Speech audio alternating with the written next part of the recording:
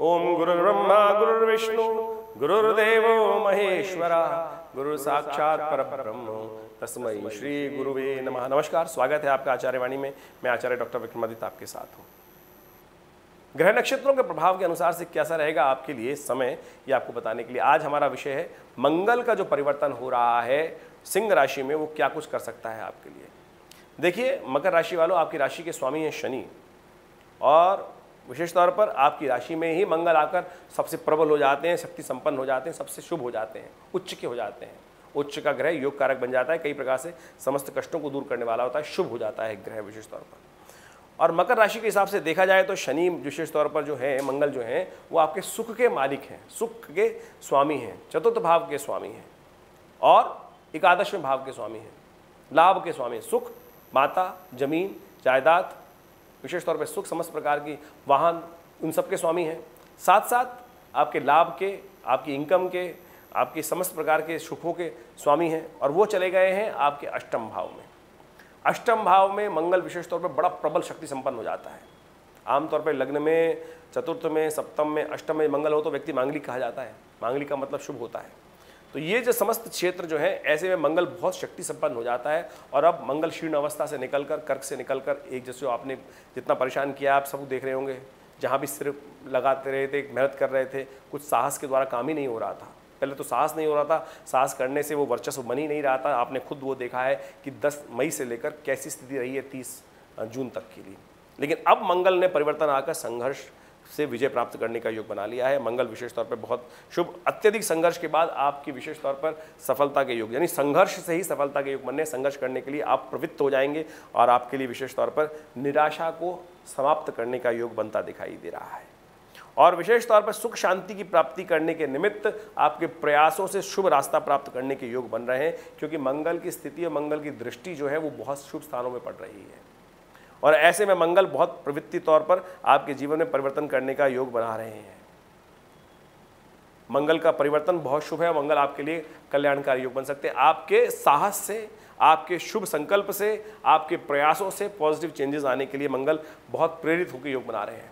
और ये 1 जुलाई की रात्रि से ही, यानी जैसे 30 जून खत्म होगा, 1 जुलाई शुरू होने वाली होगी, करीब करीब रात को 2 बजे के आसपास मंगल का परिवर्तन हो जाएगा और पूरी तरह से शुभ शक्ति संपन्न मंगल के बनने के योग बन जाएंगे।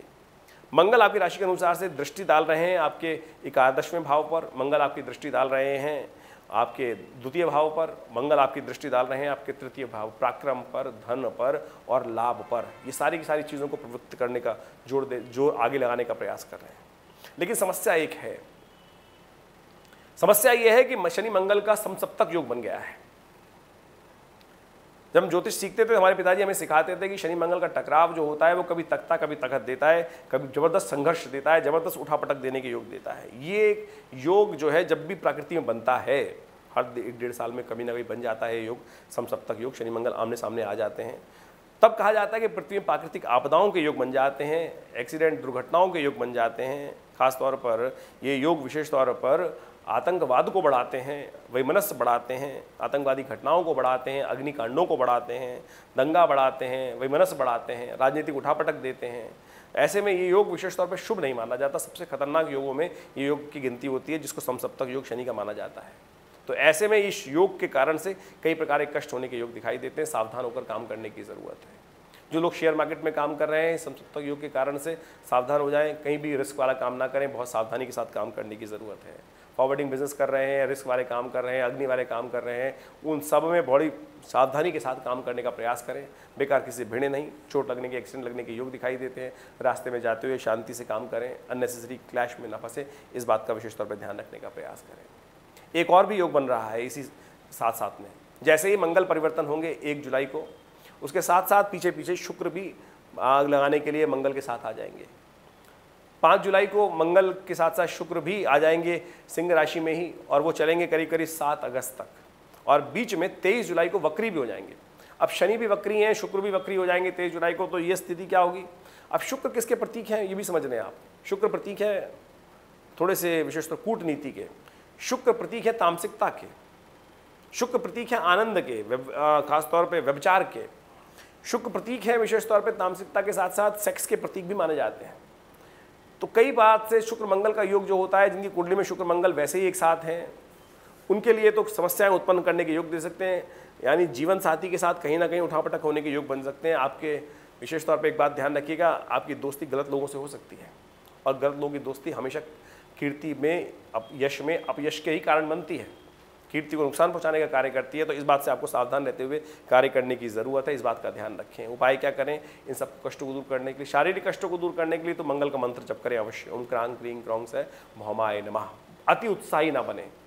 मंगल जब सिंह से में आता है तो व्यक्ति अति उत्साही बन जाता है। अति उत्साही जो होता है वो कहीं ना कहीं कष्ट में फंस जाता है। इस बात का ध्यान रखते हुए कार्य करें। गुरु के सानिध्य में काम करने का प्रयास करें, बहुत ज़रूरी। शांति के साथ धीरे धीरे सब काम करें। अपॉर्चुनिटी आई है, जाएगी नहीं, भाग्य में लिखी होगी तो मिल जाएगी, इस बात का भी ध्यान रखना। कोई बात नहीं, चिंता नहीं है, लेकिन जल्दीबाजी में ना करें, इस बात का ध्यान रखते हुए कार्य करें। सीधे सीधे गरम गरम रोटी ना खाएं, सुखा के अच्छे से ठंडी करके फिर खाने का प्रयास करें। वो आपको सुख भी देगी, मुँह भी नहीं जलाएगी, कल्याणकारी योग बनेंगे। इस बात का ध्यान रखें। हमने बहुत अध्ययन किया, बहुत समझने का प्रयास किया कि इसका उपाय कुछ ना कुछ निकलना चाहिए। अभी अभी देखिए, हम ग्रंथों का अवलोकन करने से रास्ता निकल जाता है। देवशयनी एकादशी हुई अभी, आषाढ़ मास की शुक्ल पक्ष की जो एकादशी होती है उसको देवशयनी एकादशी कहा जाता है। देवशयनी एकादशी के दिन क्या होता है कि भगवान विष्णु शेष शैया में विश्राम करने चले जाते हैं और 4 महीने तक विश्राम करते हैं। और राज्य सत्ता, संसार की सत्ता जो है, विष्णु पालक माने जाते हैं, संसार का पालन करते हैं, पोषण करते हैं, संसार को चलाते हैं। लेकिन जब विश्राम करने चले जाते हैं, निद्रा में चले जाते हैं, तो सारी सत्ता शिव के हाथ में होती है। और शिव को प्रसन्न करने के लिए इसीलिए सावन का महीना विशेष कहा गया है कि भोलेनाथ को जल से ही प्रसन्न कर लो, सब कुछ आशीर्वाद दे देंगे। एक तांबे के लोटे में जल लेकर भगवान का अभिषेक कर लो, चांदी के लोटे से भगवान का अभिषेक कर लो, और बस समस्त प्रकार के भोलेनाथ आपके समस्त मनोरथ सिद्ध करने के योग देंगे। इसलिए भोलेनाथ की मान्यता पूरे संसार में बहुत अधिक मानी जाती है।